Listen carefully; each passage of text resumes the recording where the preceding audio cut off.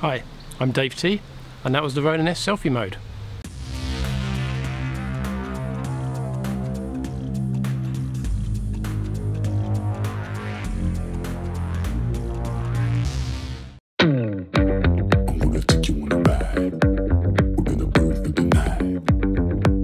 So salty, I'll still think about it. Okay, we can take my Lambo. I'll put on a tight show. You sure you can handle? We be faster than Django. We're gonna burn for the night. When you're so salty, I'll still think about it. We can take my Lambo. I'll put on a tight show. You sure you can handle? We be faster than Django.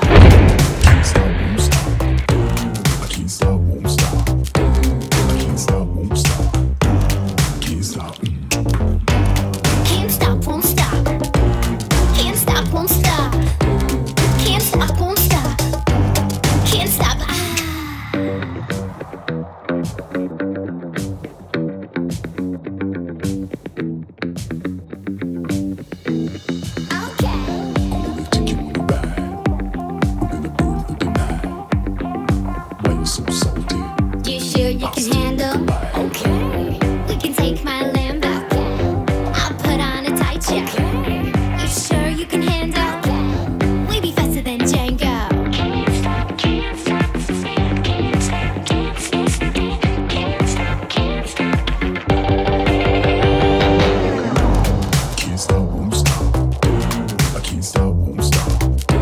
I can't stop, won't stop. Can't stop. Can't stop, won't stop.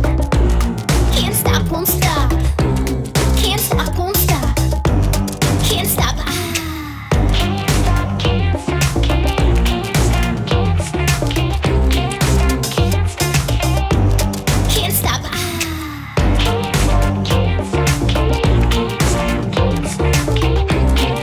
stop, can't stop.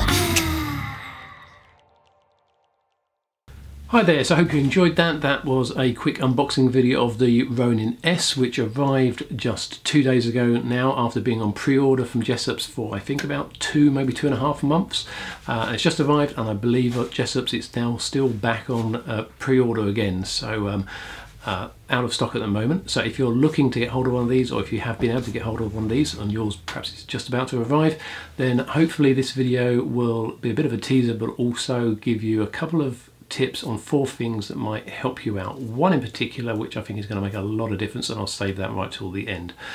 So I haven't been paid or sponsored to make this video at all. This is purely just a personal project of mine. I'll put some links below which may or may not be affiliated links for some products, but if not, you can buy them from wherever you can find them. So there's 4 things which I think are going to help your usage of the Ronin once you've got it, and 4 things perhaps if yours is still on order you may want to think about actually purchasing so that they're ready when it actually arrives. So the first simple one of those is to actually get a spare quick release plate. Now it comes, I suppose, plate, male, female, which one's a plate? Okay, so basically you're going to get both of these in the set. Okay, this was £10 off of Amazon. Let's say I posted a link below. What I really wanted was this part, and the reason I want that is for some of my macro shots that I do, link here. So some of those macro shots and various other bits and pieces, I will use this small mini Manfrotto tripod. Okay, and that just has a standard kind of quick release plate, or just a screw and thread actually on that. So I had a small quick release plate adapter on here. So you want one of those, and that you can then put onto any standard tripod that doesn't have the larger video style release plate that comes with the Ronin-S. Okay.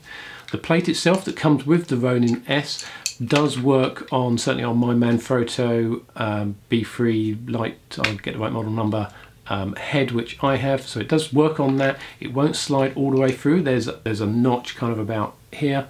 So I'll put a link in here. So there's a notch which stops it going all the way through, but it will actually still go into that. So I know a lot of people have commented about the compatibility. I guess technically it's not compatible, but it does actually work with that. So you can put it in most of the way, and it's certainly stable and it's not going to go anywhere. Second point to consider is the manual. A couple of people have commented, probably to be fair, on pre-production releases of the Ronin-S, is that it doesn't come with any manual documentation. I thought the same thing. When I actually was tidying up and looked in the box, then I saw that there's looks like a white dot at the bottom of the actual outer box. That's actually the manual. It's very neatly secreted into the base of the white, the kind of plush cardboard box that the Ronin case comes in, and it's not obvious. It doesn't fall out like most manuals do. It's certainly not in the actual main product case like a lot of manuals are. I didn't notice it was there and carried on kind of looking on YouTube and manuals online, but it is actually in there. Okay, which brings us to the third thing. So if you either haven't found the manual, can't be bothered to read the manual, and just want to wing it, which to be fair is what I do a lot of stuff, then you may run into the same issue that I had, and that is that once you've powered on the grip, you then power on the gimbal itself, and when you do this for the first time, that will all appear to work fine in terms of the lights and stuff will come on, the mode button will work to swap modes and so on, but none of the gimbals will actually activate, and it will look like it's dead, and I was somewhat dumbfounded and thought I had a dud unit. However, there is an app that comes with the Ronin-S for Android and iPhones. Now you use that for configuring it. I knew about that. I'd already downloaded the app in anticipation. However, what's not immediately obvious is to actually use the Ronin for the first time, you need to connect the app to the Ronin, and then there's an option which I believe, I'll try and look it up online to check, but I believe is called Activate Motors, okay, or Register Motors, something like that. And what that basically does is you'll have to go into the app, register with your email and so on with DJI, and then tell it to activate the motors, and that basically activates the motors on the Ronin. So without that you can't actually use the Ronin at all, so you're going to need to use the app, need to use an internet connection to activate that. Okay, now here's that fourth item, which I think is going to be perhaps the most useful thing to bear in mind. I'm going to try and find a product link for that. I haven't found one so far, but I'll try and find a product link for this. And basically what we're going to talk about here is the weight of the Ronin-S. Now you can look at the specs and it is fairly obviously quite a lot heavier than some of the other units you can buy. Okay, a lot of people have commented on it that it's heavy, but a lot of people have said, oh, it's not so heavy and it's fine to carry around and so on. Now it's not so heavy, so I'm not a particular strong guy, but I can actually hold it up in like selfie mode or something with one arm, so you can do that, but trust me, you won't want to do it for long. Okay, so unless you're a real fitness fanatic with big strong muscles, then you're not going to want to A, hold this thing up for long, and B, carrying it around. And carrying gimbals around, if you've ever done it before, is always a bit of a pain because they're quite awkward things to carry, and this one is heavy as well, which makes it doubly awkward to actually carry. So what I actually already had, in fact, right behind me on the wall is a Pro Tactic 350 bag. This one is a GoPro bag. This one is a Pro Tactic 350 bag.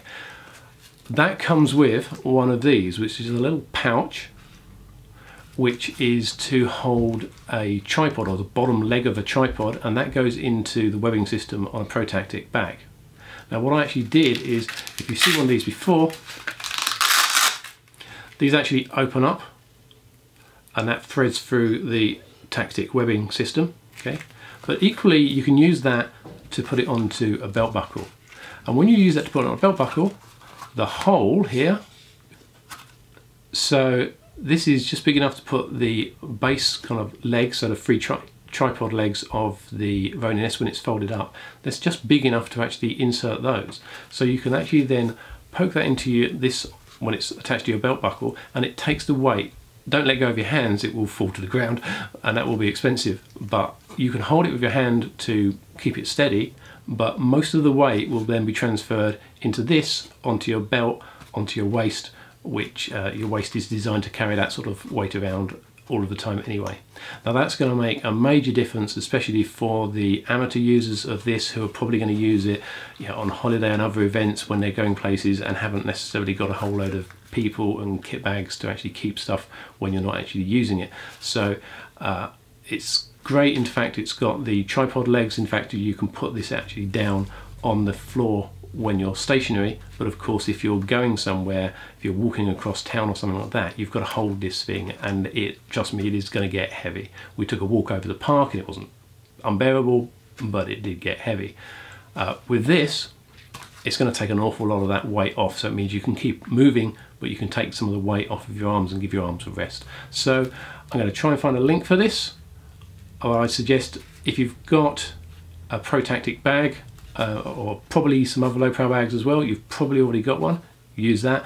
If not, I guess you could buy a Protactic bag, a bit expensive just to get hold of this part, but they are good bags as well. I'll put a link to a Protactic bag as well if you like, and then that is going to help you. And if you can't buy these, perhaps make something or find something similar, because at least that idea generally is going to save your arms. So I hope that was useful to you. We'll close out with a couple of shots taken with the Ronin-S. As I say, I've only had it for a day or so, so not going to be great, but I hope you enjoy it. Thanks for watching. Subscribe if you want to, and like this video. It's always nice to know people like it. Thanks so much. Bye.